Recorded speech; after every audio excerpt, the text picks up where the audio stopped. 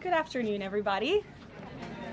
I apologize for my tardiness today, so let's get right to it. We'll begin today with some scheduling announcements for President Trump's upcoming trip to Asia. Tomorrow night at 11 p.m., the president will depart the White House to fly to Malaysia, where he will arrive on Sunday morning local time. It's a long flight. President Trump will participate in a bilateral meeting with the Prime Minister of Malaysia in the afternoon, and then he will attend the ASEAN Leaders Working Dinner that evening. On Monday morning local time, the president will fly to Tokyo. Tuesday morning local time, President Trump will participate in a bilateral meeting with the new Prime Minister of Japan. On Wednesday morning local time, the president will fly to Busan, where he will participate in a bilateral meeting with the President of the Republic of Korea, deliver keynote remarks at the APEC CEO luncheon, and then participate in a U.S. APEC Leaders Working Dinner. On Thursday morning local time, President Trump will participate in a bilateral meeting with President Xi of the People's Republic of China before departing to return home to Washington, D.C. On Thursday night, upon arrival in Washington, President Trump and First Lady Melania Trump will participate in Halloween at the White House, where they will welcome law enforcement, military, and foster families. And I know many of us look forward to that. In other news, we are now on day 23 of the Democrat government shutdown. Senate Democrats have voted 12 separate times now to keep the government closed.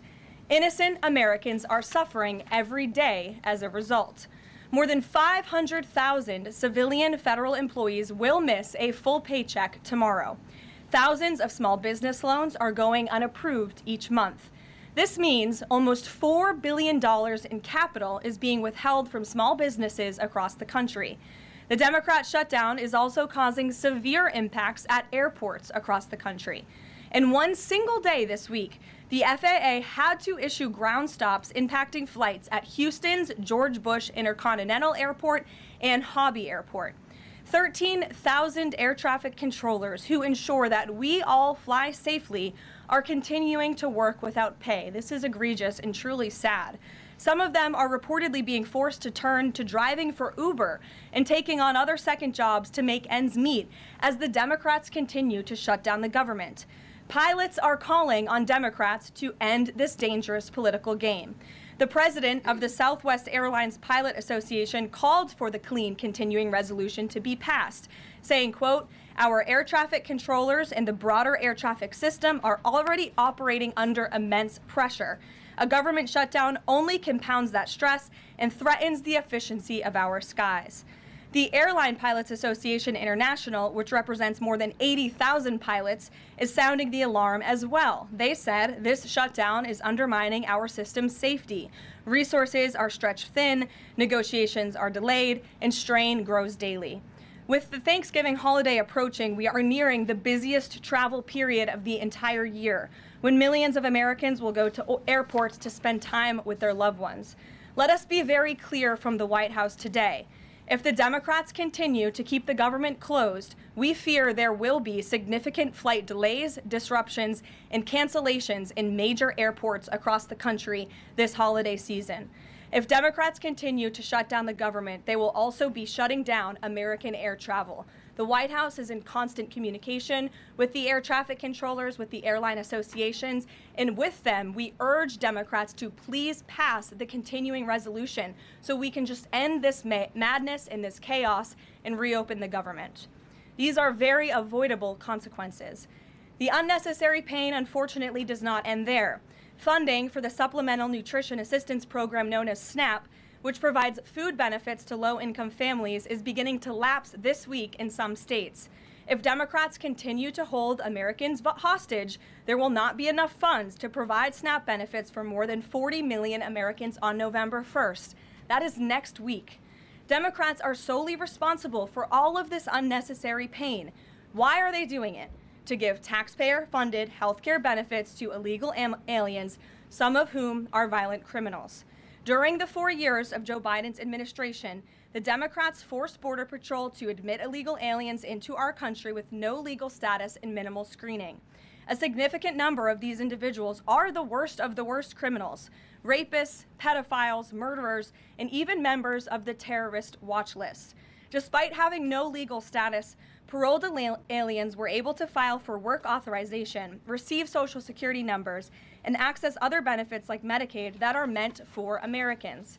Since I have found many in this room to repeatedly deny the reality that Democrats gave Medicaid benefits to illegals, and they continue to seek to do just that, I've brought a few verified examples for you today. These are examples of some of the illegals who received Medicaid benefits under President Biden's leadership, and this is what Democrats are wanting to do. This is why they are continuing to keep the government closed. An illegal alien from Laos was arrested for murder, robbery, and felony possession of a firearm. An illegal alien from Guatemala who was arrested for rape and burglary. An illegal alien from El Salvador who was arrested for strangulation, DUI, and burglary. An illegal alien from Mexico who was arrested for attempted murder. The Democrats' open border policies allowed these threats into our country, and then they provided them with free health care. The president and Republicans, through the One Big Beautiful Bill, implemented a common sense reform to end this fraudulent scheme. But that's why the Democrats are continuing to shut down the federal government. They are trying to reverse this and restore taxpayer-funded health care for illegal aliens like these. Throughout this shutdown, Democrats have said this quiet part out loud. Senator Chuck Schumer, the leader of the caucus that is refusing to open the government, said, quote, "Every day gets better as the shutdown continues." Ask the air traffic controllers if every day is getting better, Senator Schumer, and they will tell you absolutely not. House Democrat Catherine Clark said, "There are going to be families that are going to suffer. We take that responsibility seriously, but this is one of the few leverage points that we have." Here is a House Democrat who is admitting that they are using Americans who are suffering as political leverage. And Senator Bernie Sanders said, "If you reopen the government, we lose our leverage." This is pure partisan games.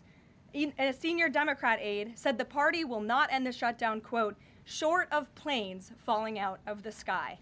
That is truly a disturbing statement. The Democrats clearly don't care about this suffering. They care about playing political games against President Trump, and this dangerous charade needs to end. The president, in Republicans' position, has been clear and unchanged. Pass a clean, nonpartisan funding bill to reopen the government. And then we can talk about all of the partisan issues that the Democrats wish to. If you're watching at home, we urge you to call your Democrat senators and tell them to put our country over their party and reopen the government today. Here in our new media seat, we have Brittany Gibson of Axios. Brittany, why don't you start us off for our Q&A today? Thank you for being here. Two questions, if I may, Caroline. First is, we understand that the president and Republicans will not negotiate on ACA extensions until the government reopens. If and when that happens, what does the president think should be, or what are his plans for preventing rising healthcare costs for Americans? It's a very good question, and I'll leave that to the president to negotiate that when Democrats vote to reopen the government. When it comes to lowering healthcare costs, the president is deeply committed to this. It's why he has spent so much time and effort negotiating with Big Pharma to lower the healthcare costs of prescription drugs. All of you have been in the Oval Office for multiple different announcements. We've had these most favored nations deals with these large pharmaceutical companies committing to lowering drug costs in this country. So it's something the president wants to do. And Brittany, one more point. I'll just point out the irony in Democrats holding the government and the American public hostage over a healthcare system that they created.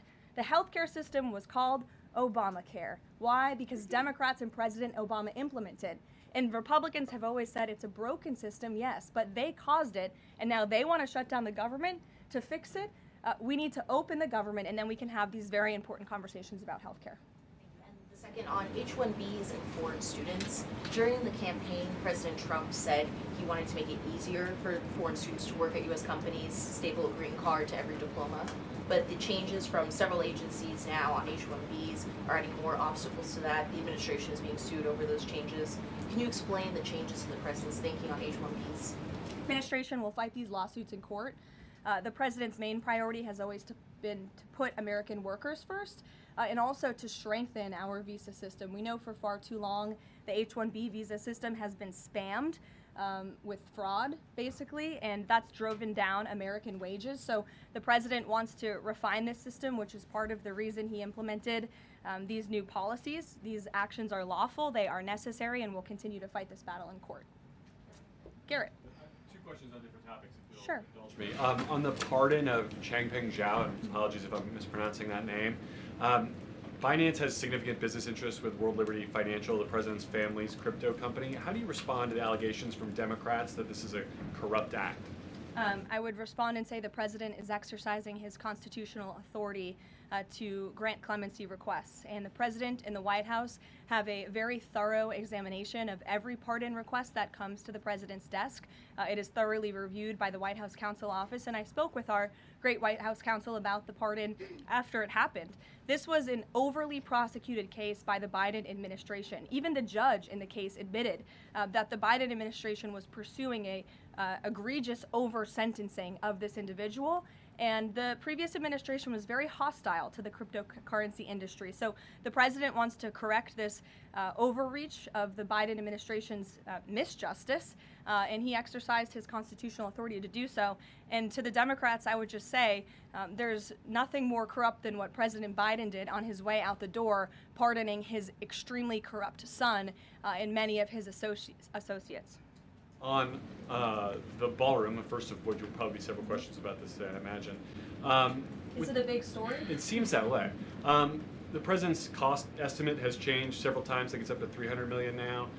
Given the nature of all this, will the White House commit to releasing all of the donors and how much they're spending and how much of his own money the president is putting on the line to this? We have released the full list of donors thus far.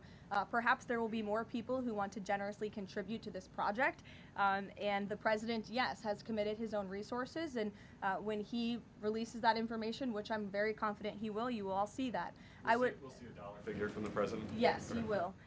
And I would also just add the president has been incredibly transparent. I would reject any notion otherwise when it comes to this ballroom project. It's something he personally has obviously taken an interest into and has talked with all of you in this room many times about. You have seen the model in the Oval Office. Last night he showed that for you. But when this plan was presented and when these renderings, as soon as they were complete, the president directed me to come out here and to share them with all of you. I did an entire opening remarks about what this ballroom project was going to look like.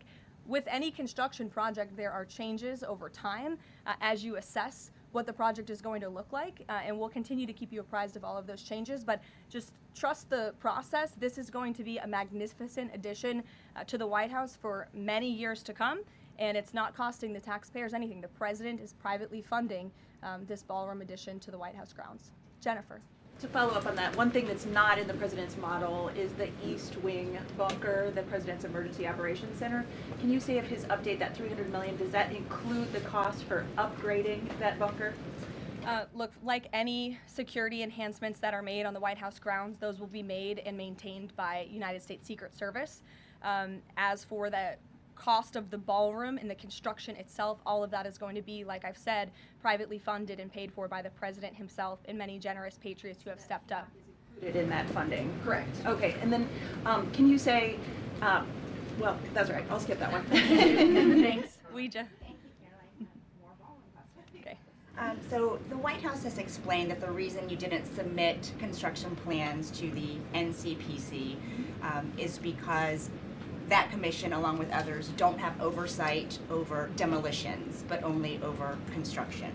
And so far, you haven't built anything. So can you help us understand, can the president tear down anything he wants without oversight? Could he demolish this building or, say, the Jefferson Memorial? So it's not the president who came up with that legal opinion himself. That's a legal opinion that's been held by the NCPC for many years. It's written, so we can get you that background and that research if you wish to include it in your reporting, because it is very important. They have ruled consistently, their general counsel has said, when it comes to phase one of this project, the tearing down of the current East Wing structure, a submission is not required legally for that. Only for vertical construction will a submission be required, and that's a legal opinion from them, and we are following that legal opinion. And again, I would just add, can any president do such a thing to the White House grounds? There have been many presidents in the past who have made their mark on this beautiful White House complex. This briefing room, as you all know, was not once a briefing room. It was a swimming pool. There have been presidents who have completely torn down the executive mansion. If you look at what President Truman did, some of the photos of the construction project that took place in those years, I think sitting here today, we're all grateful for those efforts and the modifications that happened at that time. And again, in due time, the East Wing is going to be more beautiful and modern than ever before. And in addition, there will be a big, beautiful ballroom that can hold big parties and state visits for generations to come. So it sounds like the answer is yes, he can tear down whatever he wants. And then secondly, that's not what we're saying. That's a legal opinion that's been held for many years. And interpreting it. no, it's something that presidents have done for years and years. In fact, I have some photos here. Thank you, Pat, to show you the construction that's taken place on the White House grounds. This is the construction of the West Wing in 1902. Look at this, the construction of the West Terrace in 1902. These images look quite similar to what you and the American people are seeing today, the construction of the East Terrace as well. You look at the construction of the West Wing expansion in 1934. So look, this is a legal opinion that's been held for many years. Look at, this is 1950. That looks a lot like what you're seeing today. Can he demolish anything he wants? What do you think that oversight? rubble is? How did that rubble get there? Right, so I'm asking, and then back to the donors. Go ahead, Reagan. Many of them are. Two Reagan, questions go for you, ahead. one on immigration and another on Venezuela. It's being reported that the semi-truck driver suspected of killing 3 people in a DUI crash is an illegal immigrant who came in under the Biden administration. Do you know if California gave him a commercial driver's license? And then it also appears that California largely has not been cooperating with English proficiency standards. I'm wondering if the administration has any further plans to punish the state. Yes, I can confirm that California gave this individual a license, and it is something that the Department of Transportation has already looked into. I know Secretary Duffy, who's doing a phenomenal job, has spoken on this many times in the crackdown that the Department of Transportation is taking on these licenses that are wrongfully being issued to people who clearly do not deserve to uphold these positions. As for this case in California, on October 22nd, ICE lodged an immigration detainer for this individual following his arrest by local authorities in California on charges, as you know, of manslaughter while intoxicated and driving under the influence. He killed 3 people, and he first entered the United States in 2022 through the southern border, and he was released into our country by the previous administration. So now ICE has lodged a separate detainer for this individual, and these tragedies are following a disturbing pattern of these criminal illegal aliens being issued commercial vehicle licenses. And so yes, the Department of Transportation is absolutely cracking down on that. I defer you to them for any specifics. Venezuela, Sure. President Trump has said Maduro doesn't want to mess with the United States, and this administration is continuing to position more military assets towards Venezuela. I'm wondering if the end goal of this narco-terrorist war is to implement a regime change in Venezuela. The president has spoken on that, Reagan, and I certainly won't get ahead of him. What we've made very clear is that this administration is not going to tolerate international narco-terrorist organizations from trafficking drugs into the United States. And these cartels over time have grown more armed, well-organized, and violent. They have financial means, sophistication, and capabilities needed to operate in the way this administration has. And they have illegally caused the deaths of tens of thousands of American citizens each year. So that's where we are right now with respect to Venezuela, but also any country that is sending purposefully illegal narco-terrorists to the United States of America to bring illegal drugs. Why don't we go in the back? The U.S. and Colombian relationship right now is at one of its lowest points in decades. We heard what President Gustavo Petro had to say about President Trump. We heard yesterday the response from President Trump. Is there any kind of compromises or gestures from the Colombian president that President Trump would like to see in order to de-escalate the tensions? Is it possible a de-escalation? I don't think we're seeing de-escalation from the unhinged leader of Colombia right now, and I don't think the president, frankly, is interested in that at this point. He spoke on this yesterday, and I don't have anything to add to his comments. Go ahead. Yes. Thank you, Caroline. Thank you, In addition to the ballroom and the Rose Garden I'm going patio, into the back, sorry. Go ahead. in addition to the ballroom and the Rose Garden patio, is the president looking at any other renovations or significant kind of projects here at the White House? Not to my knowledge, no, but he's a builder at heart, clearly, and so his heart and his mind is always churning about how to improve things here on the White House grounds, but at this moment in time, of course, the ballroom is really the president's main priority. Kristen. Last week, President Trump announced that he had a productive call with Vladimir Putin. They scheduled a meeting in Hungary.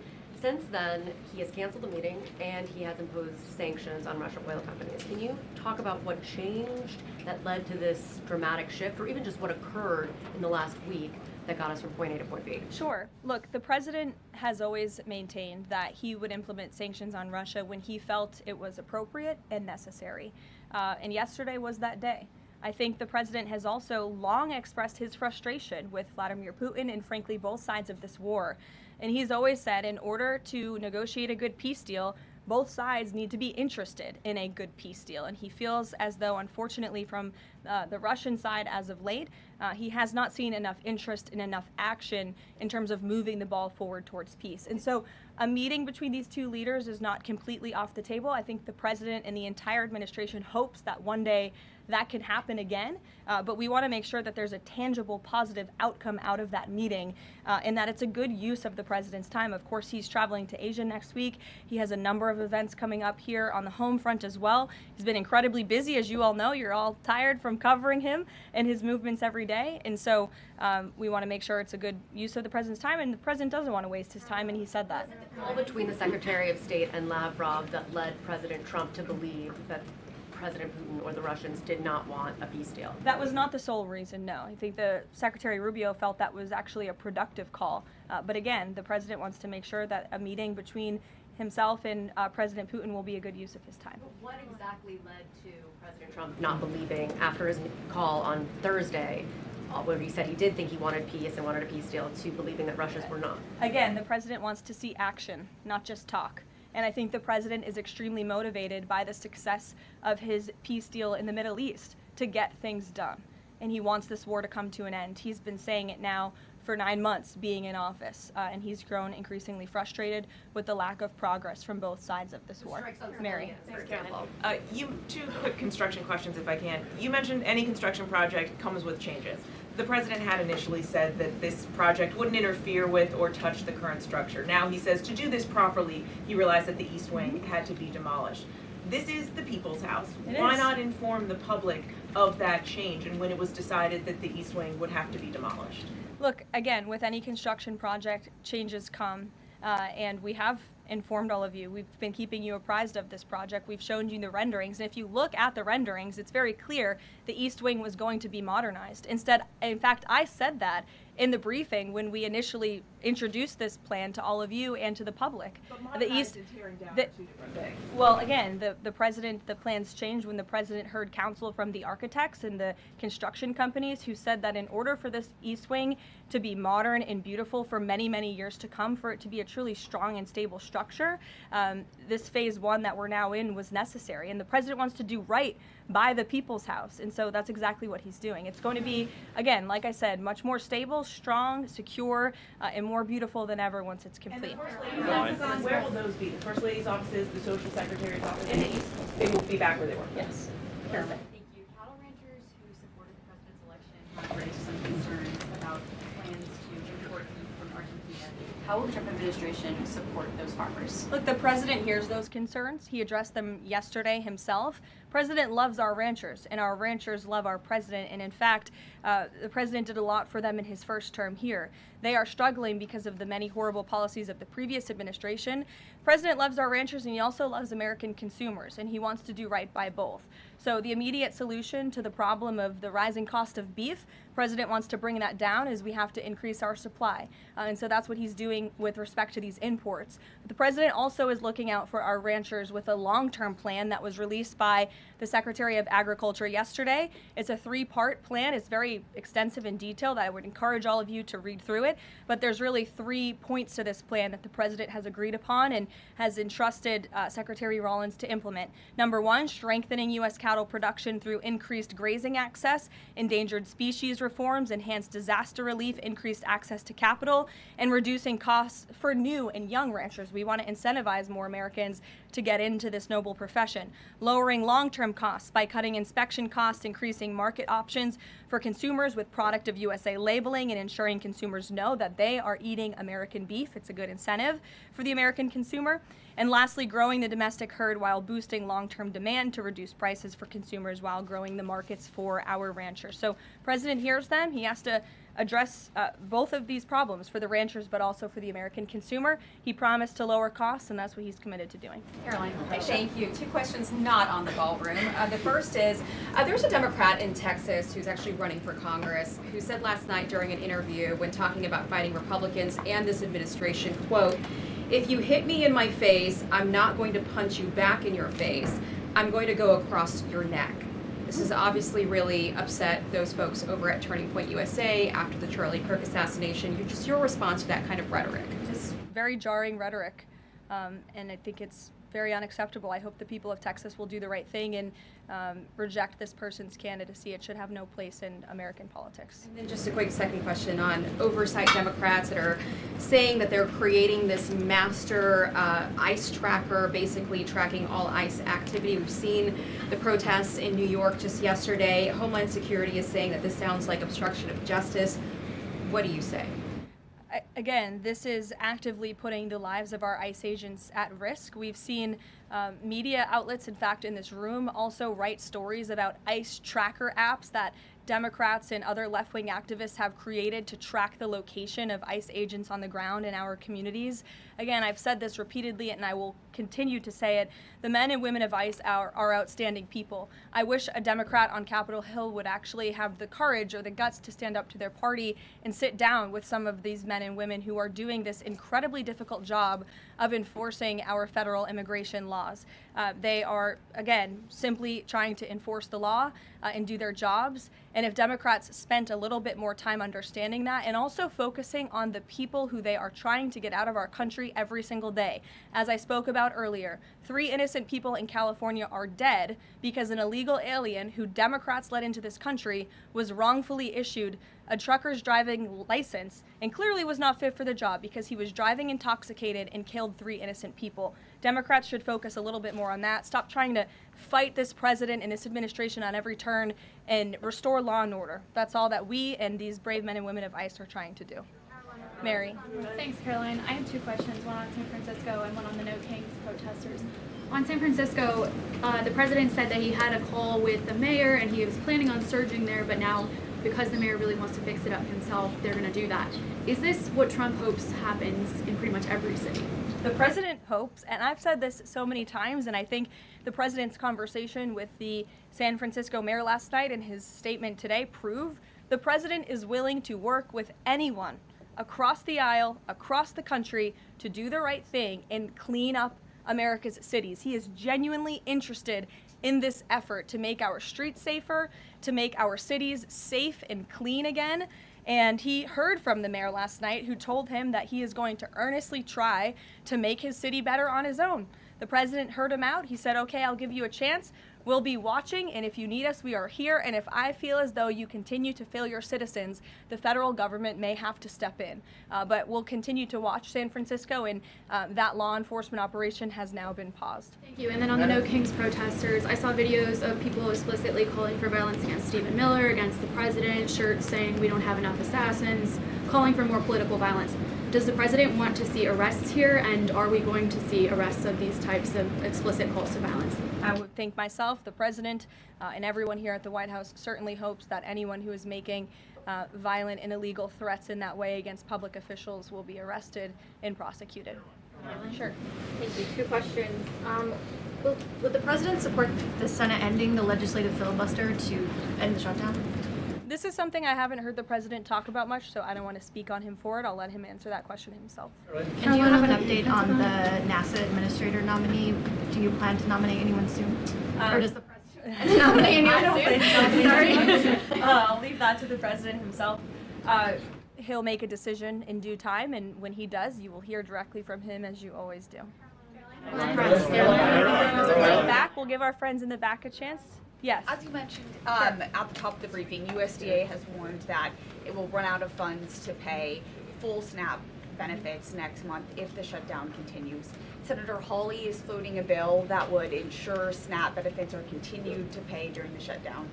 Would the president support such a move? And you also announced that the administration was using tariff revenue to keep WIC going during the shutdown. How long will that last? And is anything similar being considered for SNAP? Yes, the administration would absolutely support that legislation. We hope that it would come over the finish line, but the bill that will get everyone paid and put everyone back to work is the clean continuing resolution. That's what the president and Republicans want to see. Ed, go ahead, Ed.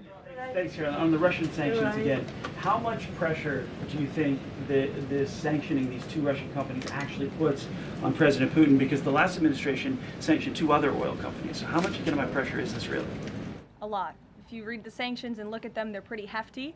And I saw some international news out of China this morning that they're scaling back oil purchases from Russia. We know India has done the same at the request of the president. The president has also pushed European countries, our allies, to please stop their purchases of Russian oil as well. So it's full court press for sure, and we expect that these sanctions are going to do harm, as the Secretary of Treasury said yesterday. Could there be more? Is this just the first step, or could there be more sanctions? I'll leave that to the president to decide. Sure. Or heard the NBA gambling, involved in the gambling issue there. Does the president gamble? What does he think about that? You know, I'm not sure. I don't think he does. I've been with him quite some time and I have not seen him gamble before. I don't think he's a big gambler, but you can ask him yourself the next time you have a chance to, Ed. Go ahead. Thank you, Karoline. I've got two Hi, quick Jake, questions. and then we'll go to you. Thank you. Okay. You're welcome. Two quick questions. Back to the ballroom. It is a very spectacular ballroom, according Thank to the you. renderings. And if it's half as nice as the one at Mar-a-Lago, then future presidents are really going to appreciate it. They will. Thank you, Jake. First of all, is there like an official name? Like, are we calling it the Trump Ballroom, or does the president have a vision for what the name for the ballroom is going to be? There will be an official name. I will let the president announce that once he firmly decides on it. Question is, looking at these renderings, and you've been in on a lot of those meetings with him, has, to your knowledge, has the subject of rebuilding the Holy Temple in Jerusalem come up? It has not. No. It has not. I don't. I'm sorry, Jake. Go ahead. Caroline, on the CC pardon, could this clear the way for Binance to resume U.S. operations? I won't get ahead of that. That's something for Treasury or the Departments of Commerce to comment on, so you're welcome to ask them. And then one follow-up question. Any more details on the president's Walter Reed visit? The readout from his doctor mentioned advanced imaging. What procedure was he referring to? Advanced imaging is something that presidents receive and people receive when they go to the doctor, and so we provide a detailed readout of that physical, and I would encourage you back to that. Presidents and I don't know the exact imaging that took place, but as the physician's note said, the president is in incredibly good shape, and I think that's evidenced here every single day. Danny. Caroline. Back to the ballroom, I'm afraid. I just wanted to ask, because in July the White House said that it would cost $200 million. Yesterday the president said $300 million. Is $300 million now the operative figure, and why did it go up by so much? $300 million is the figure, and again, it's not going to cost the taxpayers a dime. So we look forward to this project continuing, and we will continue to keep everyone apprised on it. Perhaps the president will even bring you all out to see it one day at the appropriate time. You're also going to hear from the president directly in about an hour. He's hosting an event with the Homeland Security Task Force. This was a newly created federal task force that the president and his law enforcement team have put together. I would encourage you all to tune in to the remarks. They have really done a tremendous job at refocusing how federal law enforcement and local law enforcement work together. There will be some local sheriffs and law enforcement officials in attendance as well, and they'll be talking about the success and the many arrests they have made of drug traffickers and cartel members all across the country by just simply working together. So we will see you at the event. Thank you.